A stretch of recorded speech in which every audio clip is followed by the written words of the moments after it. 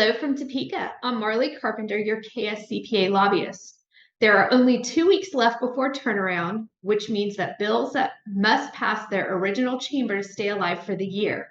The pace has picked up significantly, and the House has considered several non-controversial bills on their general orders. More than 162 bills were introduced, and hearings are being held in both the House and Senate committees. The last day for non-exempt bills is February 20th, followed by turnaround on February 23rd.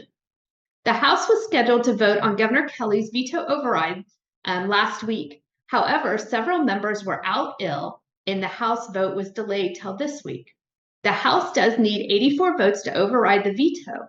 The Senate is less secure in its veto override and currently is 1 vote short of the 27 they need to override the governor's veto. As we reported in previous weeks, House Bill 2284 contains several tax cut provisions. The one piece of contention is the 5.25% flat income tax rate that Governor Kelly opposes. If the legislature is unsuccessful and Kelly's veto is sustained, it is unclear about what leadership's plan B is for tax cuts this year. With all 165 seats up for re-election and over $2 billion sitting in the state general fund, passing a significant tax relief plan before they go home for this year is a non-negotiable item for all members. The House Commerce Committee heard House Bill 2570 that would cut positively balanced unemployment insurance taxes by 50% in 2025 and raise the wage base by 50%. The bill would also forgive 100% of negative balanced employers so that all employers will be positively balanced starting in tax year 2026. This unemployment insurance bill has been a collaboration of business, the Department of Labor, as well as others.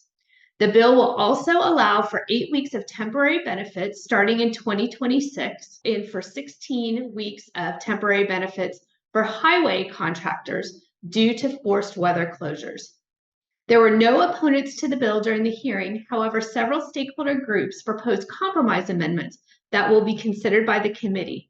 The bill will be worked by the committee on Thursday of this week. Also this week, the House Tax Committee had a hearing on Senate Bill 127 and inserted several provisions from last year's vetoed tax bill, Senate Bill 8. The committee added a provision to reduce employers' withholding penalties and House Bill 2106, which is a telecommunications machinery and equipment sales tax exemption bill. The bill now goes to the House floor. This week, there's a busy slate of committee hearings ahead. On Monday, the Fed and State Committee heard Senate Bill 373, which proposes to prohibit the use of public funds for lobbying activities. The Senate Assessment and Taxation Committee, Senate Bill 332 will be heard, which provides for taxpayer rebates through the local ad valorem tax reduction fund. And then on Wednesday, the Senate Tax Committee will have a hearing on Senate Bill 468, which prohibits cities and counties who grant and approve certain property tax exemptions or TIF financing from exceeding their revenue neutral rates for tax purposes.